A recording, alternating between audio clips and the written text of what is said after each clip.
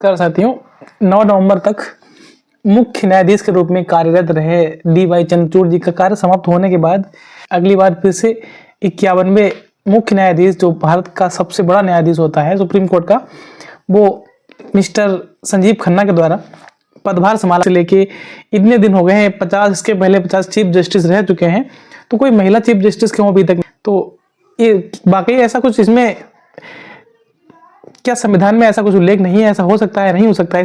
इसकी पूरी चर्चा इस वीडियो में करते हैं। सुप्रीम कोर्ट बहुत से जजेस महिलाएं हैं, सुप्रीम कोर्ट तक में भी यहाँ तक की रह चुकी हैं। सुप्रीम कोर्ट, हाई कोर्ट सभी में जज रही हैं। सुप्रीम कोर्ट तथा हाई कोर्ट में सभी कोर्टों में महिलाएं जज रही हैं, लेकिन इंडिया भारत का मुख्य न्यायाधीश इस पद तक आज तक कोई महिला ऐसे नहीं पहुंची है। सुप्रीम कोर्ट में 31 अन्य जज प्लस एक chief justice of India, Bharat का मुख्य न्यायाधीश, कुल मिला के 32 वर्तमान में है, और अधिकतम इनकी संख्या 33 प्लस 1 मतलब 33 अन्य जज प्लस 1 34 जो मुख्य न्यायाधीश के रूप में होगा। तो यहाँ पे नहीं होने का कोई सवाल नहीं हो सकता है, हो सकती है लेकिन नहीं है, वो अलग लॉजिक रहा होगा। फाइनली अगर कोई संदेह में हो कि अभी तक कोई चीफ जस्टिस ऑफ इंडिया महिला नहीं बनी है, बन सकती है या नहीं, इसका अगर ये जवाब जानना चाहें, ये बन सकती हैं, लेकिन अभी तक ऐसा इनका इस तरीके से 34 जज वहाँ पे नियुक्त किए जा सकते हैं, लेकिन जो मुख्य जज एक ही होता है चीफ जस्टिस ऑफ इंडिया, उस पद पे सच में कोई अभी तक महिला नहीं गई है। और इसका रीजन ऐसा संविधान में कोई ऐसा उल्लेख नहीं है कि इसमें महिलाएं नहीं हो सकती हैं। भारत के अंदर इतने पद हैं, हर पद जो बहुत वैल्यूएबल पद हैं, प्रधानमंत्री है, चीफ मिनिस्टर हैं, और यहाँ तक कि राष्ट्रपति तो बहुत बार महिलाएं हो चुकी हैं। सभी को हर पद पर ये बन सकती हैं, लेकिन अभी तक ऐसा इनका किसी ने चयन नहीं किया गया। इसमें कुछ ऐसी कंडीशंस होती हैं कि जो वर्तमान चीफ जस्टिस ऑफ इंडिया होता है वो प्रस्ताव रखता है राष्ट्रपति के सामने कि मैं इनको अगला चीफ जस्टिस स्वीकारना चाहता हूँ।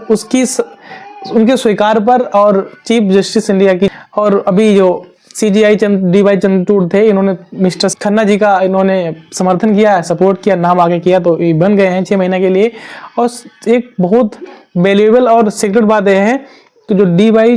चंद्रचूड़ जो चीफ जस्टिस ऑफ इंडिया 2 वर्ष रहे हैं, इनके पिता भी चीफ जस्टिस ऑफ इंडिया रह चुके हैं। और सबसे बड़ी बात यह है कि वो सबसे ज्यादा, अगर तक सबसे लंबा कार्यकाल किसी का रहा है, डी.वाई. चंद्रचूड़ जी के जो पिताजी हैं, उनका सबसे लंबा कार्यकाल 7 वर्ष 5 माह का सबसे लंबा कार्यकाल रहा है। और इनके पिता योगेश्वर दयाल चंद्रचूड़ जी थे, और इनका जो सबसे लंबा कार्यकाल रहा है वो 2 फरवरी 1978 से लेके 11 जुलाई 1985 तक, जो 7 वर्ष 5 माह के बराबर पड़ता है, ये रहे। और उनके पास एक और भी सौभाग्य है कि इन्होंने अपने सामने खुद चीफ जस्टिस रहने के बाद भी अपने लड़के को, अपने पुत्र श्री को as a chief justice of India, Bharat का सर्वोच्च पद जो होता है न्यायाधीश का, अपनी बात इनको भी बैठा सामने से देख लिया है। तो ये कुछ इनके लिए अहम बात है। इसमें कुछ लोग इनका सबसे लंबा कार्यकाल रहा है, कुछ लोग सबसे कम कार्यकाल के लिए जाने जाते हैं।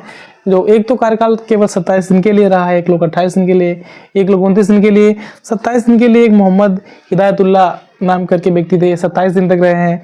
उसके बाद में जसवंत सिंह 28 दिन भारत का मुख्य न्यायाधीश बनने के लिए कुछ कंडीशंस होती हैं, ऐसी कुछ ज़्यादा क्रिटिकल नहीं है महिलाओं के लिए, जो इस बेस पे जो उनके पास नहीं हो। सभी हैं, नहीं बनी है अलग बात है।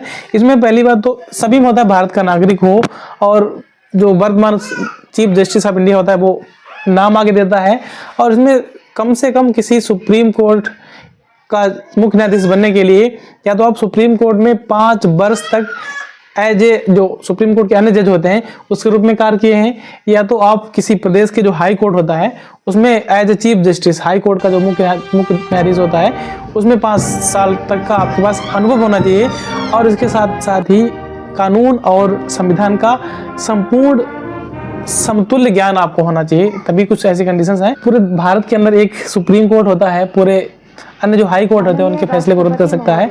और जो हाई कोर्ट की बात करें, सुप्रीम कोर्ट के जो निचले स्तर के होते हैं वो हर प्रदेशों में होते हैं, लेकिन बहुत से प्रदेश हैं उनके पास अभी हाई कोर्ट नहीं है। वो उनके दूसरे जो पड़ोस के प्रदेश हैं वो उनका एरिया देखते हैं। और 25 हाई कोर्ट अभी तक भारत में बने हुए हैं। और सबसे पहला अगर हाई कोर्ट की बात करें तो कलकत्ता हाई कोर्ट 1862 में अंग्रेजों की सल्तनत में, जब अंग्रेजी हुकूमत थी उस समय 1862 में उसका निर्माण कराया गया था, इसकी स्थापना कराई गई थी। और उसके बाद में एक अपना उत्तर प्रदेश का जो इलाहाबाद हाई कोर्ट है, उसके बाद में सबसे पुराना या सब उसके बाद वाला ये 66 का बना, 1866। ये भी अंग्रेजी हुकूमत की ही देन है।